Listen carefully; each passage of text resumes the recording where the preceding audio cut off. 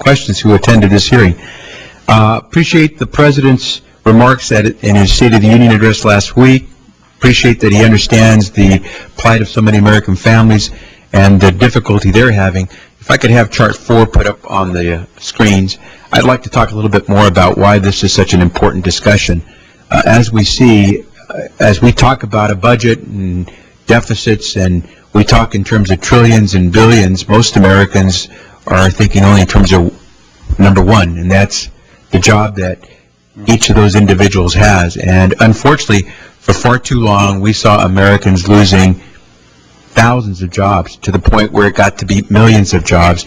And while finally we're starting to see a reversal of that job loss, it's taken some time. Each one of those bars that we see on that screen represents the number of jobs lost in the thousands. So you have to add up, if I'm correct, Dr. Orszag, you have to add up every one of those bars and stack each bar on top of itself in order to figure out how many jobs have been lost in the last several years, most of them under the previous administration.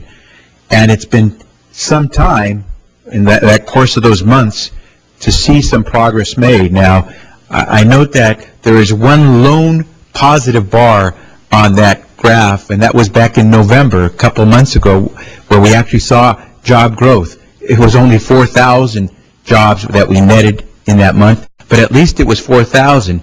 If I recall correctly, you said that we had lost, as a country, more than 700,000 jobs. The day that President Barack Obama was handed the keys by former President Bush in January 2009, 741,000 jobs, I believe the exact number was, which amounts to about 24,000 jobs Americans were losing a day in January 2009 as President Bush exited the White House. That's changed. Obviously not enough, because we still have to add each of those bars for those months that are depicted on that screen on top of each other. But as you mentioned before, we are hoping to see some positive net job growth in the next couple of months. And so when you put that in the context of this discussion about deficits, I think most of us recognize that our priority should be to make sure the private sector is creating the jobs that people need. Because once they're working, then they can pay taxes. And they can pay taxes, then we can take care of our obligations to make sure our men and women in uniform are well protected and well trained, that we have a good, well-functioning government, et cetera, et cetera, et cetera. So to me, the most important discussion is not so much about the trillions and billions we talk about in deficits, but about the men and women who are right now working very hard to hold on to their jobs and their homes. You mentioned talked quite a bit about the proposal the President has to freeze discretionary spending. I think it's a tough decision to make. It's probably something we have to do.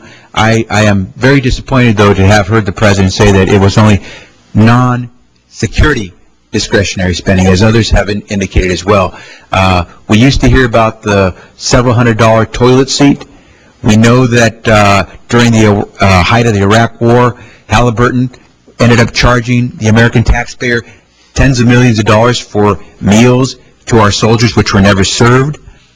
We know from some recent information gleaned from the Department of Defense that in Afghanistan, we can account for at least about $1 billion of contractor-related spending that we have no idea how it was spent.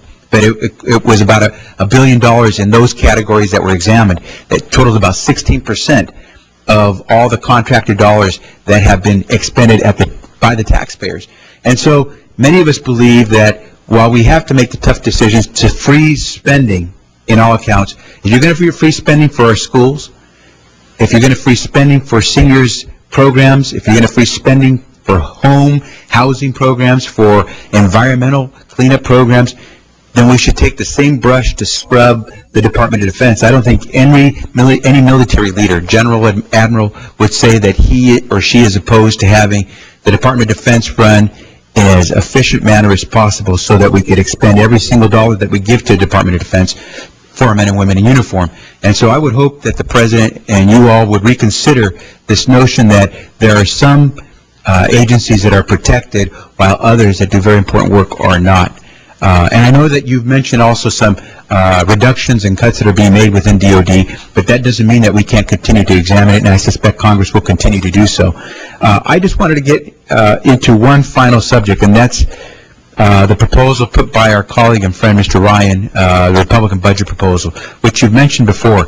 As again, I would agree with those who have said it's appreciated when someone puts forward a proposal. I would agree with my colleague, Mr. Connolly, that I totally disagree with it, and I would hope that you would continue to talk about how it would impact our seniors when it comes to health care and Social Security, since it would seem to move us toward privatizing those programs at a time when we saw what happened to seniors' 401k accounts over the last 2 years, when we saw a major dip in the economy. So having said that, appreciate that you were here.